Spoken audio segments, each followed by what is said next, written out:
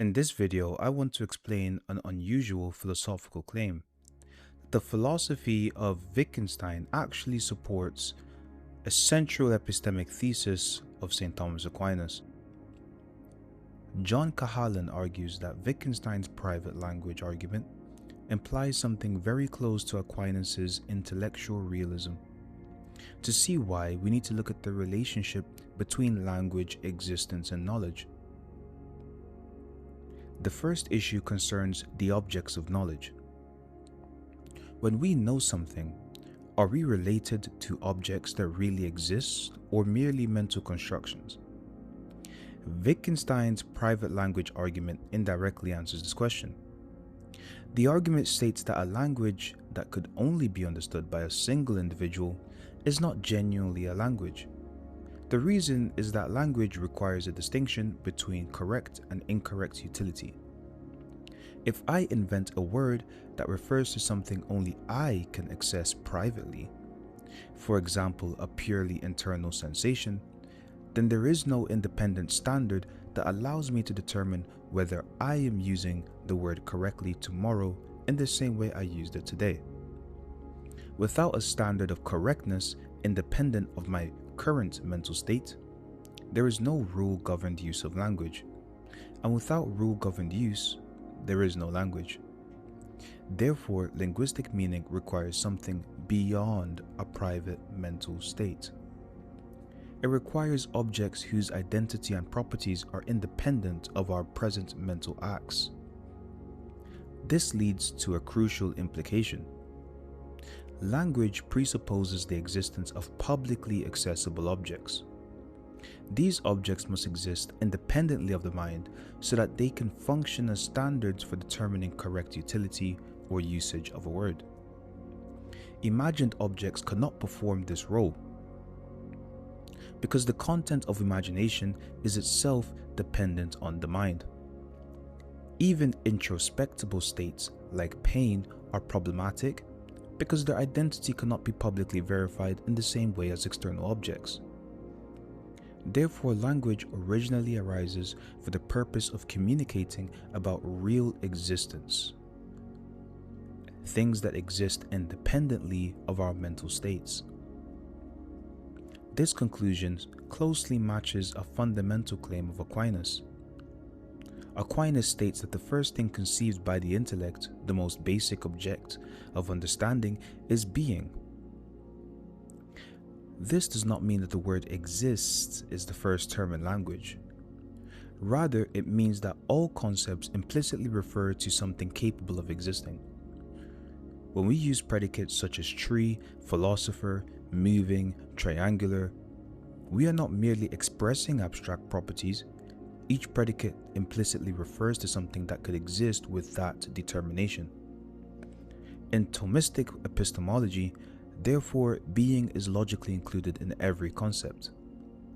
All other conceptions of the intellect are formed by adding determinations to being. For example, animal includes being plus life. Human includes animal plus rationality. In this sense, all concepts ultimately reduce to being. Modern analytic philosophy often treats existence very differently. After the development of modern logic, especially through philosophers like Bertrand Russell and Frege, many philosophers interpreted existence as a logical operator. In symbolic logic, we write existential statements like there exists some x such that x has property f. This is usually interpreted to mean that existence is not a property of things, but merely a logical claim that a predicate applies to something. However, Cahalan argues that the success of existential quantification actually reflects a deeper fact about language. Language originally developed in order to communicate about real existence. Because of this, predicates are implicitly understood as applying to possible existence. In other words, when we predicate something like is a philosopher, we implicitly refer to a thing capable of existing as a philosopher. The logical variable in existential quantification, the something in there exists something such that F, therefore represents a possible or actual existence, not merely a syntactic placeholder. Thus, the logical structure used in analytic philosophy actually models a central Thomistic insight that being is included in all predicates. Aquinas also argues that we do not initially grasp existence through sensation. The senses distinguish qualities like color, shape, motion, or sound, but existence itself is not a sensible property. Instead, we become aware of existence through judgment. When we judge that there is a tree or something is moving, we recognize that what we perceive, is not merely an object of thought, but something that exists independently of our cognition. At that point, the concept of existence becomes explicit in language. This explains why existential quantification separates the existent claim from predicates. The structure of logic mirrors the epistemic process through which we become aware that predicates apply to things that truly exist. The final issue concerns intentionality, the fact that thoughts are about specific things. Wittgenstein raises a powerful problem for theories that explain meaning in terms of mental representations. Suppose I imagine a person. What makes my mental image an image of that specific person rather than someone else? Similarity cannot explain this because a picture can resemble many different things. Projection rules also fail because we would still need to explain how the projection connects the image to the object.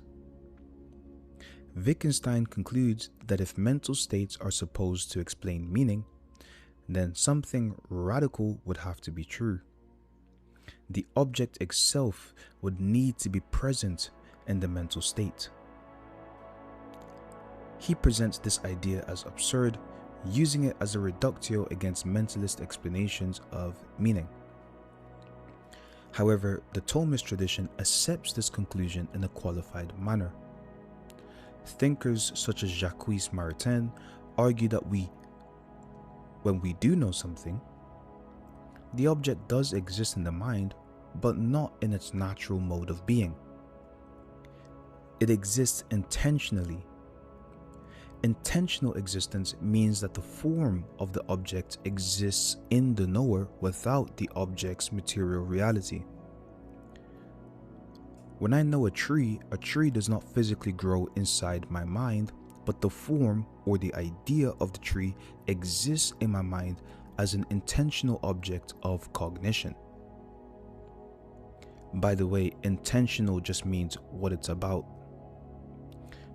Thus, the knower becomes the known in a special cognitive way.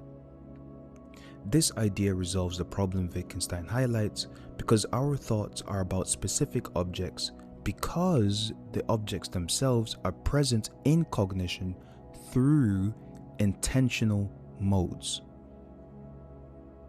Cahalan's argument shows that several of Wittgenstein's insights unexpectedly reinforce key principles of Thomistic philosophy. The private language argument implies that language presupposes real existence. This supports Aquinas' claim that being is the first object of the intellect. And Wittgenstein's critique of mental representation leads directly to the Thomistic doctrine of intentional existence. In this sense, Wittgenstein can function as a bridge between analytic philosophy and the metaphysical realism of Aquinas, a genuine gateway to analytical Thomism.